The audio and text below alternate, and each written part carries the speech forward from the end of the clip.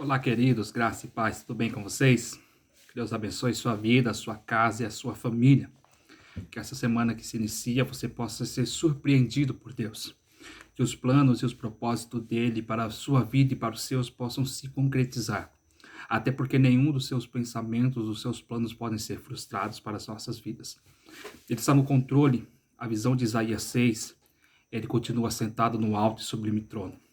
Ainda que no meio desta crise não consigamos enxergar uma direção, não consigamos enxergar uma saída, ainda que tentemos de todas as maneiras, de todas as formas, nos estabilizarmos no meio dessa crise, ainda que busquemos alternativas, todavia nossa confiança, o nosso coração, os nossos anseios, eles têm que estar lançados aos pés do Senhor, porque Ele cuida de nós, porque Ele cuida da sua família, Ele cuida dos seus também, então descanse o seu coração.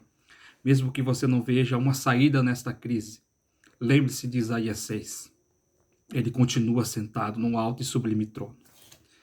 2 Reis, capítulo 4, versículo 2 diz assim: E Eliseu disse a ela: O que farei por ti? Conta-me o que tens tu na tua casa. E ela disse: A tua criada não tem nada na casa, além de uma botija de azeite. Esse texto é interessante.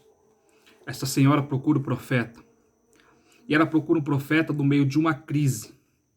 Para você entender o contexto, o seu marido havia morrido e antes de morrer ele contraiu algumas dívidas. Agora o credor veio cobrar e ela não tinha como pagar, a família não tinha recursos para quitar essa dívida. E o que acontece quando você não podia pagar? O credor levava os seus filhos como moeda de troca.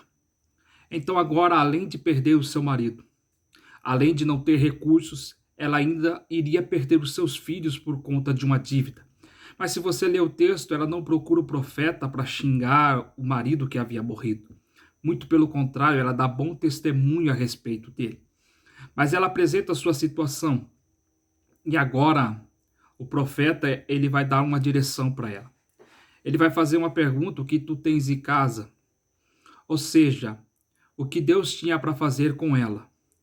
O recurso que Deus iria prover na vida dela não iria vir da vizinhança dela, não iria vir dos familiares dela. Deus iria suprir a necessidade dela com aquilo que ela tinha dentro da sua casa. Segundo o profeta, vai dizer assim: ó, vai e pede vasos emprestados, mas pede muito vaso. E isso é incrível, porque tem hora que nós limitamos o agir de Deus. Tem hora que nós não ouvimos a direção completamente. Nós achamos que é demais, que não vai dar, então a gente se contenta com pouco, enquanto Deus está dizendo a ela: pega muito vaso. E às vezes nós pegamos poucos vasos. E por isso depois ficamos questionando: nossa, poderia ter sido melhor? Não. O problema foi que você não ouviu a direção e não agiu da maneira correta. Se você tivesse ouvido a palavra profética dizendo pega muito e você tivesse pegado muito, você estaria vivendo bem. Então, ouça a voz de Deus antes de tomar uma atitude, antes de tomar uma direção. Agora ele diz assim: entra no quarto, você e os seus filhos, e fecha a porta. Quem olhava do lado de fora via a porta fechada. Quem olhava do lado de fora e sabia da situação, via uma família desesperada.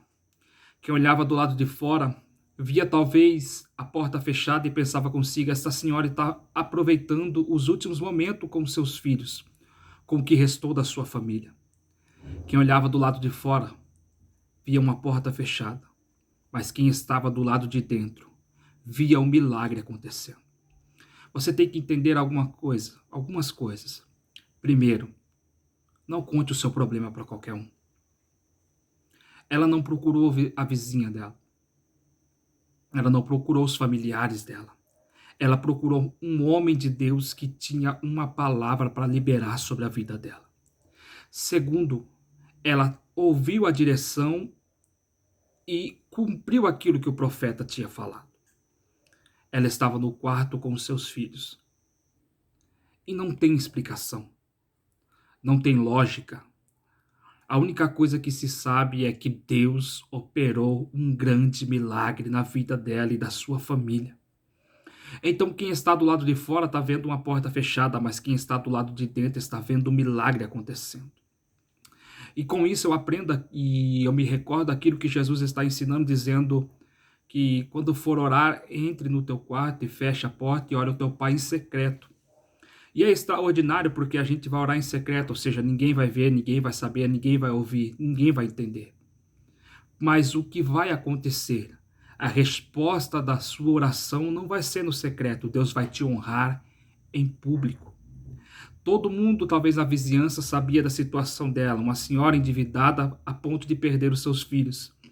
Mas depois que o profeta passou por ali, depois que o profeta liberou uma palavra sobre ela e sobre a sua casa, o milagre aconteceu. A providência de Deus veio sobre ela. Então, descanse o teu coração. Pare de chorar para qualquer um. Pare de desabafar com qualquer um. Experimente entrar no teu quarto, fechar a porta e orar ao teu Pai secreto. Eu me recordo de algo que li há muito tempo. Dentro de um quarto, com portas fechadas e joelhos dobrados, há sempre um céu aberto. Então, experimenta mudar de atitude. Experimenta mudar de posição. Chega de reclamar. Entra no secreto e conta para Ele, porque Ele vai fazer algo por você. Ele vai fazer algo pela sua família. Ele está no controle e Ele pode mudar esta situação que você está passando.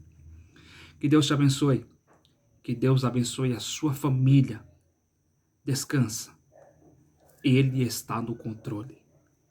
Fica na paz, meu querido.